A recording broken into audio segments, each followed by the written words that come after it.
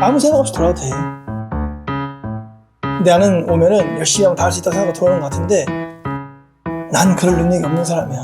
자신이 고마워합니다. 슈퍼맨이 아니라는 거를 확실히 깨닫고 가는 거야. 나는 피곤해가지고 막 몸살 나고 돈이 짱이야. 생각보다 계획대로 안 되는 경우도 아예 안 돼.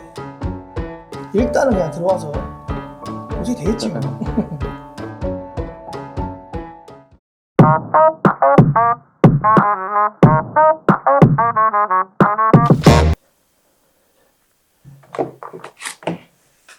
시작하겠습니다. 됐습니다. 하나, 둘, 셋. 자, 안녕하십니까. 어쨌든 인사 그런 식으로 인사하고 시작해야 되는 건가? 오케이. 어색하긴 하지만. 네. 그래서 오케이. 소개 한 번만 해주시죠. 저 생각해보니까 저희 소개도 안 하고 인트로를 찍었었더라고요. 소개? 반갑습니다. 저는 호주에서 15년 동안 애 둘 키우고 있는 케빈 사장입니다. 반갑습니다. 네. 예. 저는 그 밑에 직원, 이제 이거를 편집하는 에반이라고 합니다. 사장님이 호주에 사신 지 꽤 오래되셨어요, 그죠? 15년? 16년? 15년? 워홀로도 몇 년 하셨다고 2년, 하셨죠? 2년 2년. 하시고 도움이 많이 될 수 있을 것 같습니다, 사장님의 오랜 시간의 경험들이. 그 도움이 되길 바라네. 네. 아닐 수도 있지만. 저희 동영상 업로드 올라갔는데 혹시 보셨나요? 봤습니다. 예. 저희 제목이 이제 극티의 호주 가이드인데 제가 근래에 본 사람 중에 가장 현실적인 조언을 해주시는 분인 것 같아요. 그래서 제가 생각을 해봤거든요. 어떤 식으로 영상을 찍으면 좋을까?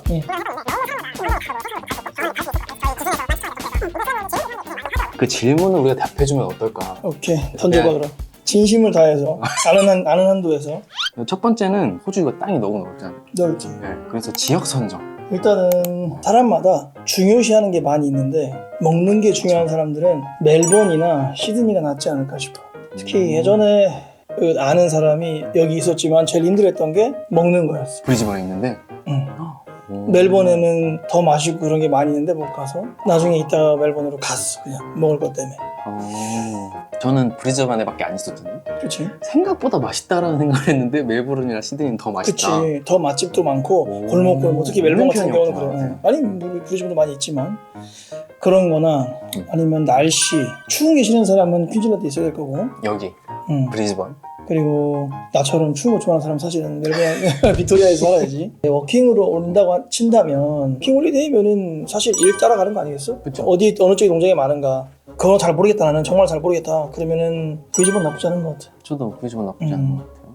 멜번은 꼭 굳이 분석을 해주자면 멜번은 정말 많은 인종들이 있어서 경쟁이 치열해. 그러니까 제가 처음 저도 여기 오기 전에 알아봤을 거 아니에요? 근데 제가 들었던 거는 브리즈번에서 한국인이 많이 없다, 비교적. 그럼 많지. 멜버른이랑 시드니는 얼마나 많다는 거예요? 그렇고 진짜. 다른 인종들이 너무너무 많기 때문에 일자리를 구할 때도 상당히 좀 우리는 기회가 적지. 다음 질문. 다음 질문은 호주 가기 전에 어떤 걸 준비해야 되는지 이런 거 고민하시는 분들도 많더라고요. 너무 광범위하게 던지는 것 같아.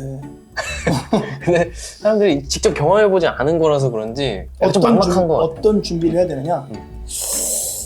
일단은 영어지 뭐. 아니야. 영어보다 더 먼저 해야 될 게 있어. 그거 다 제껴두고 그냥 뭘 준비해야 되느냐? 첫째는 돈인 것 같아, 돈. 근데 돈이 뭐 많으면 많을수록 좋겠지만 뭐 무한히 갖고 올 수 없다면 난 기본 500 정도 있어야 될 것 같고 차를 사지 않는다고 했을 경우에 차를 사면 더 올라가나요? 당연하지. 근데 차를 사면 이런 게 있는 것 같아. 500만 원 정도면 한 달을 버틸 것 같아. 근데 차가 있다면 굳이 한 달을 버틸 필요가 없을 것 같아. 한 달이 되기 전에 일자리를 구한다든지 그럴 가능성이 훨씬 더 높지. 뭐 여기가 좀 아닌 것 같으면 딴 데로 이동할 수 있다든가 혹은 이제 최악의 상황에서는 차에서 잔다든지 할 수 있으니까 일단 기본적으로 돈이지. 오우씨. 뭔가 계획돼 있는 대로 오고 싶어하는 마음은 알겠지만 때로는 그냥 들어와서 미치는 것도 괜찮아. 힘들겠지. 근데 그만큼 또 다른 기회들도 있고 생각보다 계획대로 안 되는 경우도 더 많고. 아예 안 돼. 힘들지 마. 근데 계획이 진짜 어렵다. 뭐 해야 될지 모르겠다. 근데 그냥 들어와도 저는 괜찮은 것 같아요, 호주는. 일단은 그냥 들어와서 어떻게 되겠지 뭐.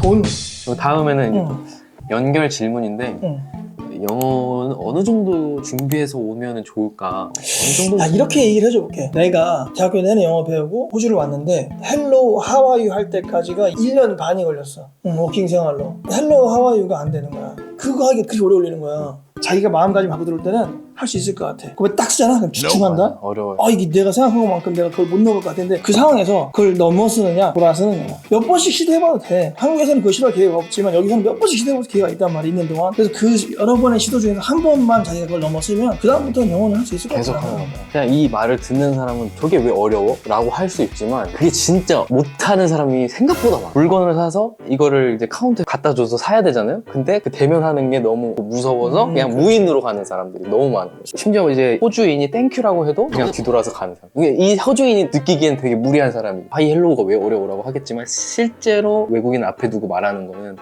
생각보다 어려운 것 같아요. 저도 어려웠고. 그걸 했다. 그럼 시작이야. 그 다음부터는 그냥 계속 하게 돼. 근데 이제 그거를 못한다. 그러면 그 사람은 외국에서 살면 안 되는 사람. 꼭 외국에서 살아야 돼? 아니잖아. 영어 못해도 살 수 있어. 그러니까 영어가 어느 정도 해야 되나요? 라고 물어본다면 잘하면 좋지. 근데 그거를 너무 부담을 또 갖지 마. 아니 여기 태어난 사람들은 영어 공부해서 했겠어. 그냥 하는 거 아니야. 일단 와야 돼. 와서 부딪히고 잘하면 좋지. 다음은 이제 호주에서 한 달 평균 생활비는 어느 정도 될까요? 라고. 덜 먹으면 덜 쓰는 거고 많이 먹으면 많이 쓰는 거지. 평균 에버리 사장님 생각했을 때 글쎄 요즘 취업이 얼마나 해? 200대 후반대는 진짜 싼 거고 300대까지도 넘는다 하더라고요. 와 옛날에 140불 썼는데 미안해 15년 전이야. 방세 300불이라고 치고 이제 식비 사실 30불 쓴다 해도 작게 쓴 거잖아요. 식비로? 네. 30불을 가지고 어떻게 먹어? 집에서 해먹는다 생각하고 아니면 밖에 뭐 맥도날드 해먹는다 생각하고 맥도날드가 하나 먹으면 한 15불, 20불 할걸? 기본 적어도 50불은 들어야 하루에. 그러면은 일주일에 350불이네. 7일이니까. 300불로 하시죠. 300? 300불 일주일에 300불. 담배를 하면 그때부터는 이제 돈 쭉쭉 들어가지 이제. 술도 그렇고. 술 담배 빼고 옵니다. 그럼 한 주에 진짜 최소값만 해서 600이네. 진짜 소각가 600 가지고 안 돼. 700에서 800? 많은 800까지도 쓰겠네. 그 정도 있어야지. 그게 기본적으로 먹고 사는 정도지. 뭐 커피 한 잔 마시고 하면서. 진짜 아껴 써서 한 주에 700이면 4주면은 2,800불이네. 2,800불이네. 거의 300만 원을 쓰는 거네요. 아니 지금 환율 치면은 300까지 아니면 한 250만 원 정도 되는 거죠. 그러면은 사장님 말씀대로 500만 원을 준비해 오면 2달 버틸 수 있는 거예요. 방을 예를 들면 막 더 허름한 막 무슨 창고에 막 닭장실 같은 데 들어가면 막 150불에 들어갈 수 있잖아. 옛날에 이거 진짜야. 한 쉐어집에 10명씩 살고 그랬어. 게라지에서 3명 살고 거실 쉐어라고 그래서. 방음이라고는 절대 안 돼. 그럼 어쨌든 그런 거 방 가격에 따라 달라지긴 하는데 그냥 방값 제외하고 그래도 일주일에 한 3,400불은 있어야지. 일주일에 방값 빼고 방값 플러스 300에서 400불 정도 들 것 같은데 이런 질문은 무의미하다. 들 먹으면 들 쓰는 거고. 다음 질문. 호주 워홀을 가게 되면 보통 어떤 일을 하나요? 어떤 일들 하나. 네, 그리고 어떻게 구인구직이 이루어지나. 뭐 어디에 구인공고로 올라와서 내가 그걸 신청하는 게 아니라 매주에 그냥 갖다 주고 내가 일하고 싶은데 그냥 갖다 내고 하는 게 그냥 거기서 연락 오면 하고 아니면 말고. 호주에도 잡코리아 같은 게 있어. sick.com이라는 게 있는데 거기에 구인 광고를 하는 거는 돈이 많이 들고 거기다 더 잘 구인 광고를 내는 사람은 큰 회사야. 일반 카페나 이런 데서는 굳이 거기다가 광고를 낼 필요는 없고 그냥 카페에다가 스텝 원티드라고 적어 놓는 거야. 네. 그리고 공장 같은 데 가는 경우에는 정문에 가면은 거기에 비치돼 있을걸 이력서가? 그 오피스 가서 직접 물어봐도 어떤 일을 하냐고. 보통 호주 애들이 하기 싫어하는 일을 하면 돼. 그 말 맞네. 농장 공장 이 워킹 홀리데이라는 비자 자체가 호주에다가 노동력을 공급하기 위해서 호주는 인구가 얼마 없으니까 늘 사람이 필요하거든. 그럼 호주 애들이 하기 싫은 일을 뭐 농장이나 공장이나 그런 일을 할 거고 그런 일을 호주 애들도 좋아해. 근데 이제 물론 좋아하더라도 늘 사람은 모자라니까 그런 일을 해줄 수 있는 사람들을 비자값을 저렴하게 해서 들어와서 일도 하고 남는 시간 내에 놀아. 이런 개념이기 때문에 편안한 일을 하고 싶다는 건 어불성설이지. 저 최근에 그걸 확 느꼈던 게 뭐냐면 저는 몰랐는데 학원 가서 영어를 배울 수 있는 것도 4개월밖에 안 되는 거. 그거 듣고 깜짝 놀랐던 게 아니 내가 내 돈 내고 영어 공부를 하겠다는데 내 비자가 그게 안 된다는 거예요. 비자 컨디션에 그게 안 돼. 그 기간 이상 공부하면 영어 공부를 시켜주기 위해 내가 여기 있는 게 아니구나를 그때 확 느꼈어요. 그치. 너는 일하기 위해 온 거야. 외국에 나와 있는 한인 비즈니스에도 인력이 필요해. 거기 가서 일을 하게 되지. 한국 사람만을 구하는 건 아닌데 또 실제로 한국 사람들이 참 일을 잘해. 일도 잘하고 성실하고 그래서 나도 일을 하다 보면 한국 사람이랑만 일을 하는 것 같아. 말도 잘 통하기도 하고 일들은 많이 있는데 대부분 뭔가 편안하고 그런 일일 거라고는 기대하지 않는 게 좋아. 오히려 보면 한국보다 더 힘든 일을 해야 될 수도. 그 말 잘했어. 내가 그런 생각이 들었었어. 옛날에 한번 야 내가 이렇게 열심히 한국에서 살았으면 한국에서도 부자 됐겠다 이런 생각 해본 적이 있어. 나도 3잡씩 뛰고 처음 우리 결혼했을 때 내가 잡이 3개였으니까 그렇지. 그래서 뭐 결론을 얘기하면 호주에서 어떤 일을 하냐면 쉽지 않은 일을 하는 어려운 일을 해야 돼. 어려운 일일수록 나에겐 기회가 많아. 돈을 줄 땐 또 확실히 주니까. 호주는 그런 건 있어요. 이게 어불성설이지. 인터넷에서 가지고 온 마지막 질문은 권 취득을 하고 싶은데 가능하면은 그게 몇 년 정도 걸릴지, 뭘 준비해야 되는지. 일단은 이런 질문을 했으니까 주권 전문가도 아니고 영주권에 대한 이야기를 하는 게 굉장히 죄송스럽지만 그래도 영주권을 준 적도 있는 사람이거든. 내가 그분의 비즈니스 통해서도 많이 주고 있긴 하지만 내가 지금까지 살면서 느낀 거는 뭐냐면 3가지 조건이 필요해. 하나는 서티피케이트, 학위, 둘째는 풀타임 경력, 셋째는 영어력. 이 3개만 있으면 어느 비자든지 신청이 가능한 것 같아. 그 학위가 있어야지 되는데 그렇다고 한다면 뭐 오보를 하기 전에 학생 비자로 먼저 오는 게 나아. 학생 비자로 먼저 와서 학위를 따. 학위를 딴 후에 경력이 필요해. 그 경력도 뜨문 그냥 캐주얼이란 경력이 아니라 풀타임으로 일했던 경력이 필요해.